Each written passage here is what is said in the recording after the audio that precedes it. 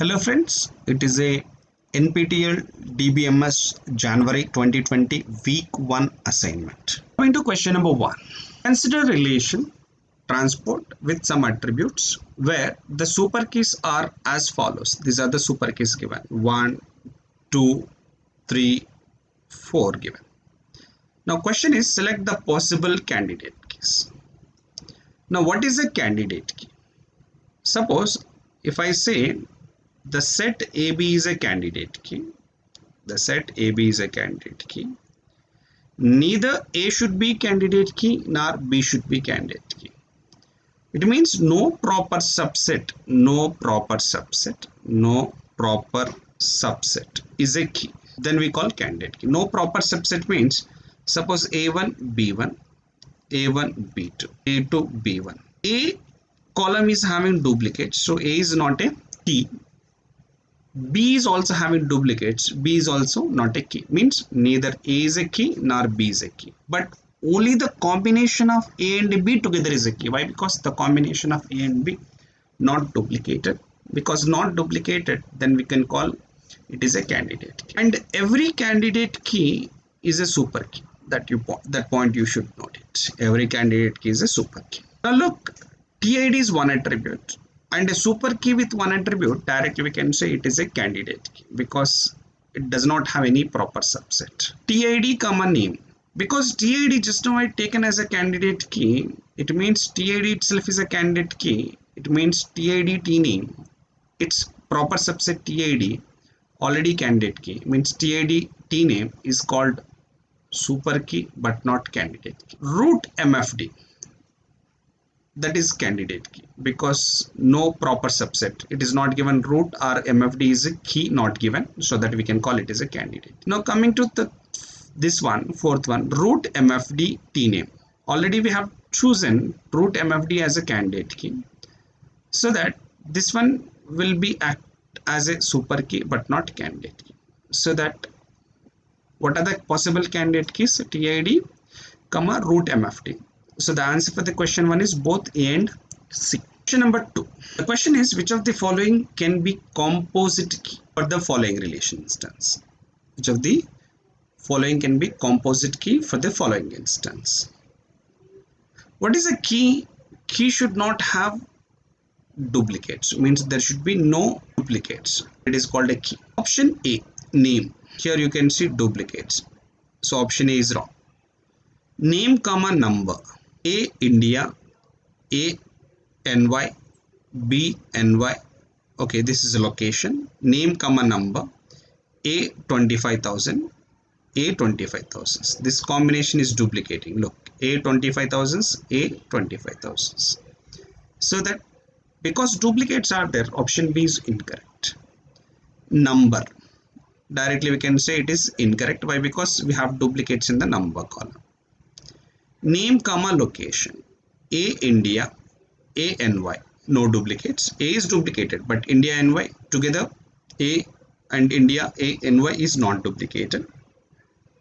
B NY, C NY means together name and location we don't have any duplicates, so that we can say name and location is a composite key.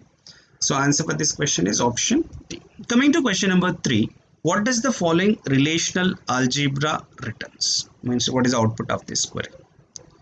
You look, this query is having two queries. First query output minus second query. The first query is selecting all the ages of a student. Here you observe second query is a join between student and student with condition student age greater less than S each. Here this operator is called rename operator. We call it as a row operator or we call rename operator. Renaming the table student as S. Okay, for understanding I'll be taking a table student just for an example, and one column have taken age. Say I have taken 30, 25 and 20 as an example, and same student is renamed as S, is called aliasing. So the tuples of S is 30, 25, 20. because both belonging to the student instance only. One instance is called student, another instance I am calling S. Now between them we have a join operation. That condition is student age, means this age, less than sh.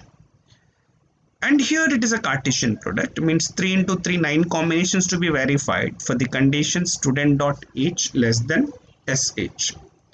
30 less than 30 false, 30 less than 25 false, 30 less than 20 false. So it is false for all combinations of S. So 30 is not in the output of second query. 25 less than 30 true, 25 false, 20 false. So because it is true for one combination, that is in the output of the second query. 20 less than 30 true, 20 less than 25 true. So this 20 is also in the output. So as a result of join, the output of the second query, that is age, which is 25 comma 20. It is an output of the first query, second query. Now we have to perform set difference with first query.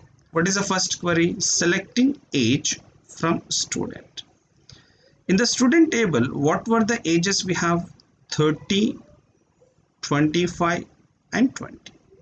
What set difference is? Set difference is values that are there in the first query output but not second query output. So that it is giving 30 in the output, which is there in the first query output but not in the second. 25 and 20 is there in first and also in the second. So 25 and 20 will not be in the final output. So what is the output? Only 30 in the output. Who is 30?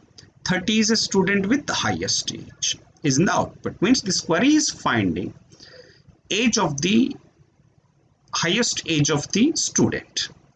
So option A is minimum age from student relation, wrong. Maximum age from student relation, right. All ages except minimum, wrong, because it is displaying only the maximum age. All ages except the minimum, wrong. So answer for this question is option B. Coming to question number 4. Consider the following relations. Customer, shop.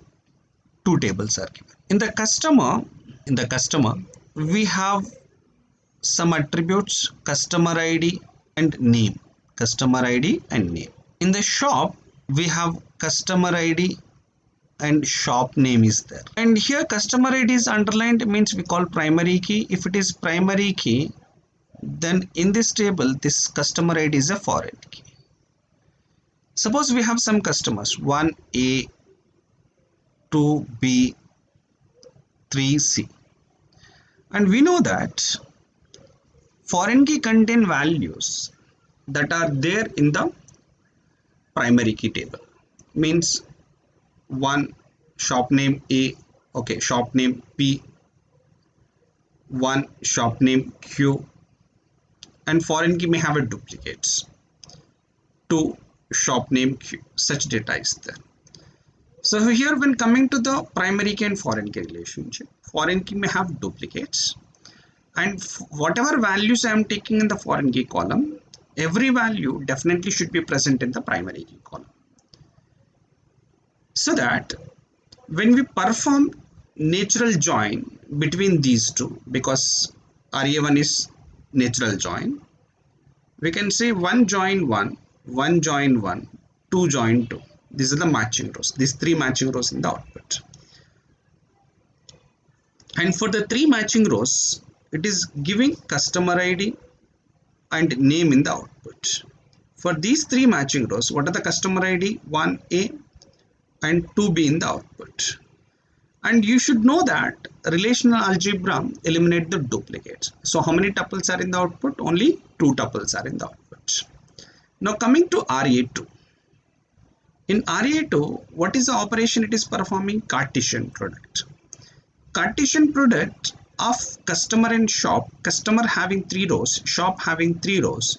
So its Cartesian product contains 9 combinations, means first row with all 3, second row with all 3, third row with all 3 combinations. So totally 9 combinations.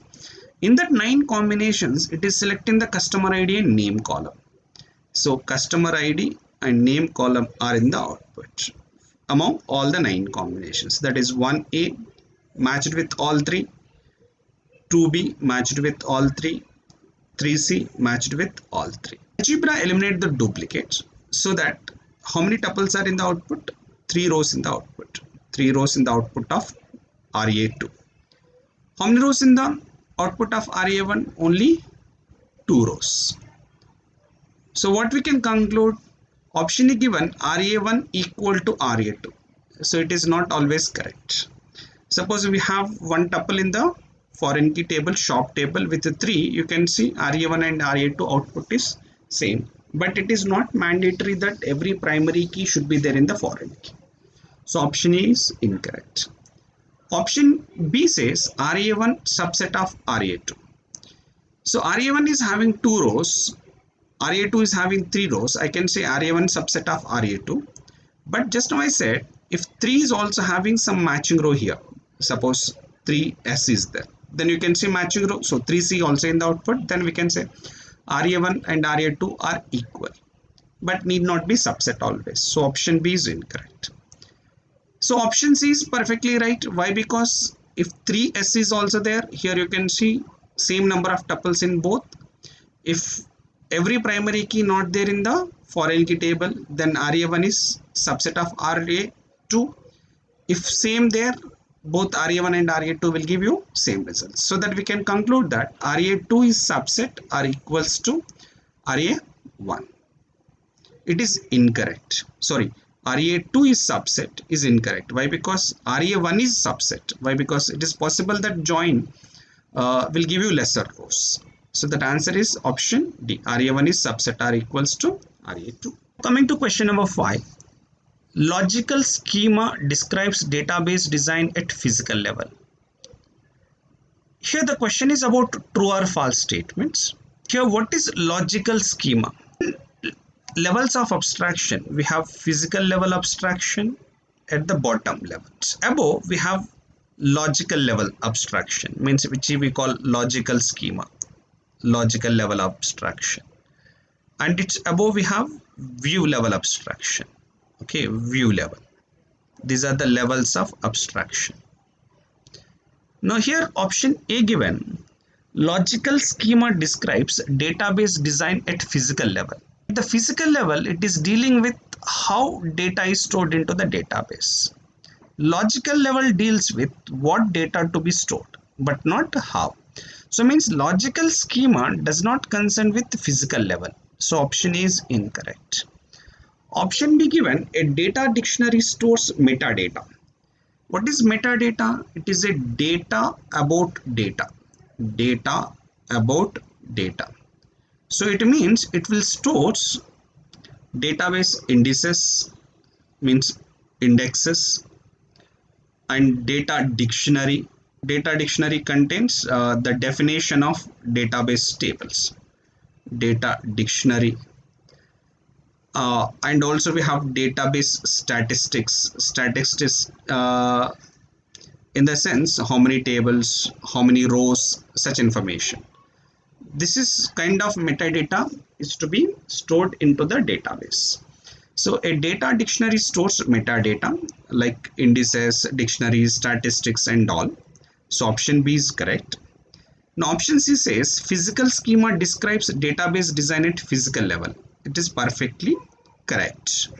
Physical level, physical schema is defined. Now option D, a data dictionary does not store metadata. So data dictionary always stores metadata. Option D wrong, because option B is right. We can say option D is also, option D is wrong. Coming to question number 6. Which of the following represents the set of permitted values for each attribute of a relation? The set of permitted values in query language we can call domain of a column. In programming language it is called data type, which specifies the possible set of values. Suppose if I declare some column name in a student table as char of 10, char of 3, then it allows only those values that contains maximum 3 characters. Ram valid, Raj valid, Sita because it is having 4 characters but it is defined with only 3 characters, so it is incorrect. So that set of permitted values is called domain. So answer for the question 6 is domain. Into question number 7. Identify the valid command which is used only to delete a particular row. To delete a particular row, we have to use a delete command. We should use a delete command. So option C is correct. And alter is for changing the structure. So option D is wrong. Alter is for changing the structure. So means it is disturbing the structure of a table. So option D is incorrect. Drop is to delete records as well as its structure. Okay, so delete records and the structure of a table, both are deleted. Option B is incorrect. Truncate delete the records, and which is auto committed. Auto commits and structure is maintained. Option D is incorrect. And it is simple question, delete a particular row. For delete a particular row, we should use delete command. Truncate will delete all records and performs auto commits. So option A is wrong. Answer will be option C. Question number 8. Which of the following is or not the main role of database administrator? Not the main role of database administrator. Now database administrator have had a role of modification of schema and physical organization. Means he can able to modify the physical organization. Physical organization means what data to be stored, where to store. Such modification is possible by the database administrator. Deletion of specific records. Database administrator never performs deletion of specific records. This is done by database user but not admin. Okay, so that it is not a role of database admin. So that option B is the correct answer. Database admin also grant users with authority, means like read permissions, write permissions is granted by the database administrator. This is a role. Because the question is not a main role, so option C is wrong. Database administrator also defines the schema. Because question is not the main role, option D is incorrect. Number 9.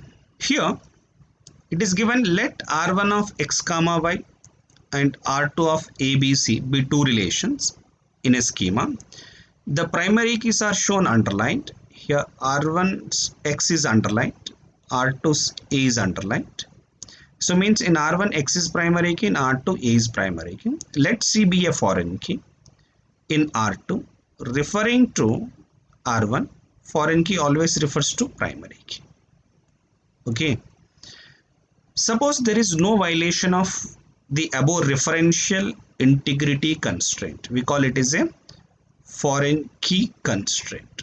There is no violation of foreign key constraint in the corresponding relation instances R1 and R2.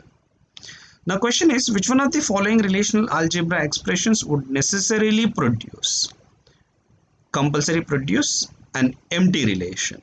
Which one will produce an empty relation? Option A, pi x of R1. What is x of R1? It is a primary key.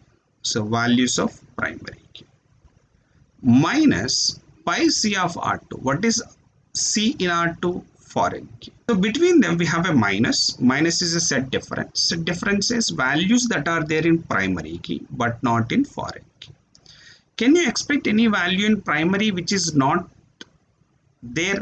Can you expect some primary key which is present but not in foreign key? Yes. Means you can have some tuples in the primary key column that may not there in the foreign key column. Like if x is a primary key, you can see some values in the primary key column, x1, x2, x3. Suppose same x is foreign key in another table, that x may have duplicates and also may have null. Suppose something like this. Here you can see some primary key x3 there in the primary key column, but not in foreign key. So that here in this example, if I perform this primary key minus foreign key, I can see some tuple x3 which is non-empty, but question is necessarily empty. So option A incorrect. Option B, pi c of R2. What is C in R2? C in R2 is foreign key. Okay, C in R2 is foreign key. Minus pi x of R1 primary key. Now foreign key minus primary key means reverse, means values there in this but not in this. So x1 there, x1 there, x2 there. So this definitely gives you empty relation. Why? Because you cannot see any value that is present in foreign key but not in primary key. Why? Because every value of foreign key definitely should be there in primary key, because definitely there in primary key. So the difference of foreign key minus primary key always produces empty relation. So answer for the question is option B. And join will give you some matching rows. Never, you may not expect empty always. Here also join will expect some output. You may not expect empty relation always. So answer for the question is option B. Coming to the last question. Now consider the following tables, R1 and R2. Now the question is, identify the correct operations which will produce the following output from the two above relations. Identify the correct operation which will produce the following output from the above two relations. Now it is R1, it is R2, this is an output is there. Now check for each option. R1 minus R2, it means R1 but not R2. Here number of students 2100, it is not there in R2 but there in R1. So means you can see 2100 in the output. 2001 200, it is there in R1 but not R2. So that 2001 200 in the output. 2002 300, it is there in R1, also there in R2.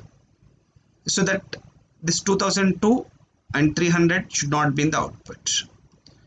2003 400, 2003 400, it is there in both of the tables, so it should not be in the output.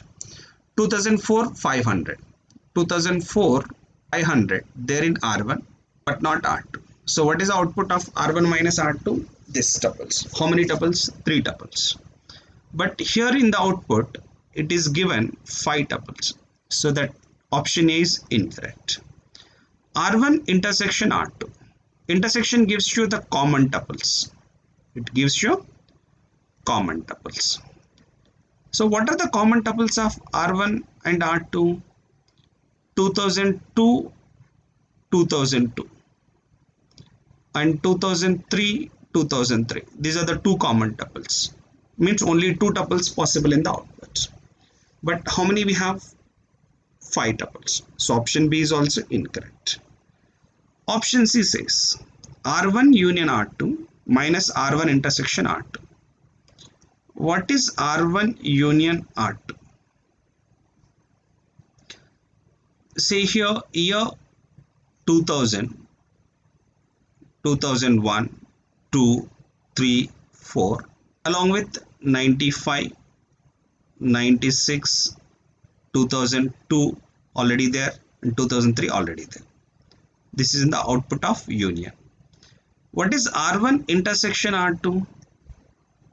R1 intersection R2 gives you common tuples, that is 2002 and 2003. Between them we have a minus. Minus says it is there in the first but not in the second. First but not in the second means the final output will give you 2000, 2001, 2 it is in both of them, 3 in both of them, 2004, 95 and 96. How many tuples? 5 tuples. That is 2000, 2001, 2004, 95, 96. So it is a perfect answer. Option C is the correct answer. Because here this is a question where multiple options are true. So we'll check for option D also. What is R1 minus R2? Okay, here we have performed R1 minus R2. This is an output of R1 minus R2. This one. Union R2 minus R1. Okay. Union R2 minus R1. What is R2 minus R1? Should be there in R2 but not in R1. Say 95 50.